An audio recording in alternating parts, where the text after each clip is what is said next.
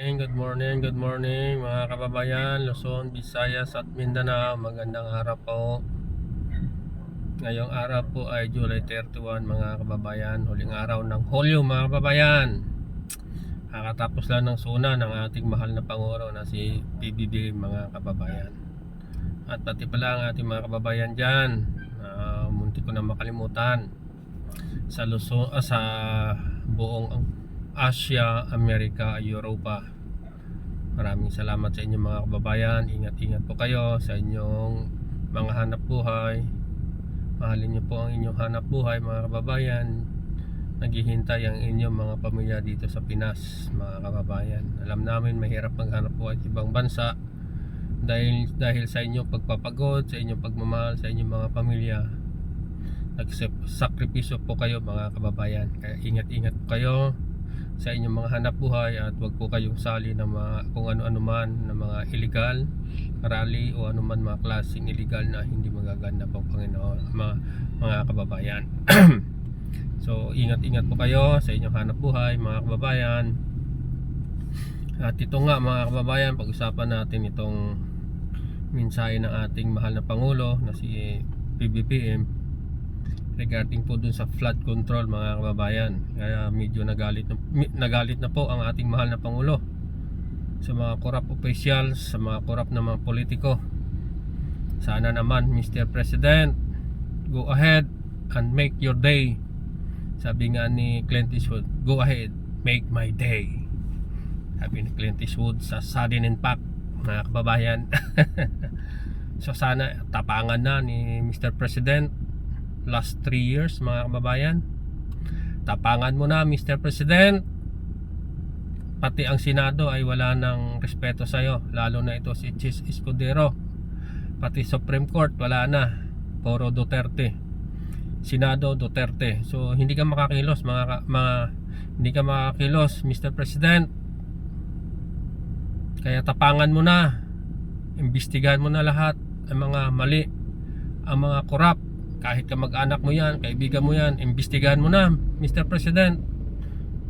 Para nandyan ang tiwala ng taong bayan sa iyo. Alam namin na magaling ka, matino ka, meron kang pagmamahal sa bansang Pilipinas, meron kang pagmamahal sa mga Pilipino. Kaya Mr. President, tapangan mo na. Ubusin mo na sila. Kasuhan nyo na sila. Yung mga lastapangan sa ating bayan, mahal na Pangulo. Kasi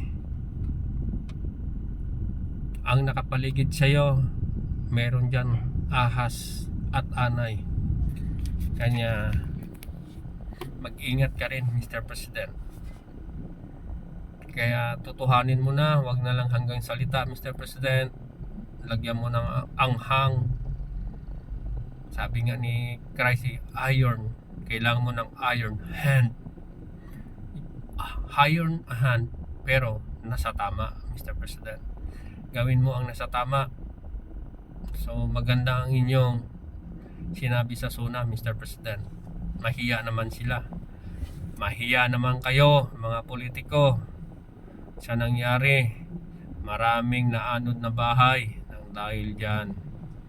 Maraming namatay dahil sa bagyo, dahil sa inyong kapababayaan, dahil sa inyong korupsyon, na maraming mga flood control na mga anomalya, maraming flood control na wala naman. Kaya Mr. President, tapangan mo na, banatan mo na sila lahat, kasi wala na silang sa'yo, wala silang takot sa'yo. Lalo na itong Senate President na sobrang kayabangan, si Caldero, sobrang yabang. Kaya Mr. President, I pray and I wish, do it right now. Do it right now Mr. President, para sa ikaganda, sa ikakakabuti ng ating bayan. Nang dahil sa iyo, marami na nagawa mga proyekto, tuloy-tuloy, nakakabayad ng utang dahil sa iyo. Kaya gawin mo na lahat, Mr. President, in the last 3 years mo bilang presidente. Gawin mo na lahat ang resources mo. Gawin mo na lahat para sa ikakakaunlad ng bayan natin. Takutin mo na sila lahat, Mr. President. Sampulan mo na sila, Mr. President. Kasi iba na ang galaw ngayon ng mga politiko. Lalo na sa Senado, Mr. President. Nagbubulahan na lang sila. Binubula na lang nila ang taong bayan. Binubula na lang nila ang mga Pilipino. Lalo na ito, pati Supreme Court, ang daming ginawang hindi tama, Mr. President.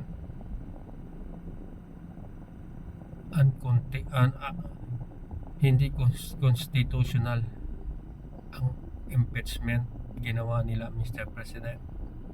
So paano na ngayon ang ating justice system? Lahat na Supreme Court 12 Duterte appointees. So kawawa ang bayan natin, Mr. President. Kaya gawin mo na ang lahat ng makakaya mo, lahat ng resources mo. Gawin mo na lahat, Mr. President, at sampulan mo na sila at kasuhan mo na sila, Mr. President.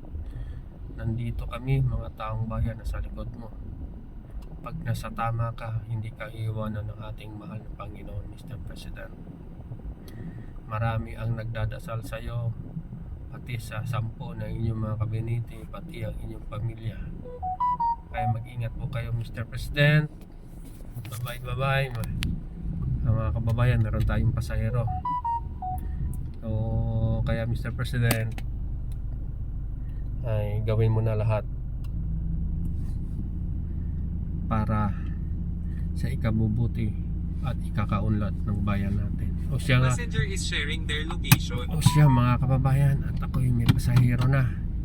Ingat-ingat po kayo sa inyong hanap buhay sa Luzon, Visayas at Mindanao, pati po sa Asia, buong Amerika at Europa.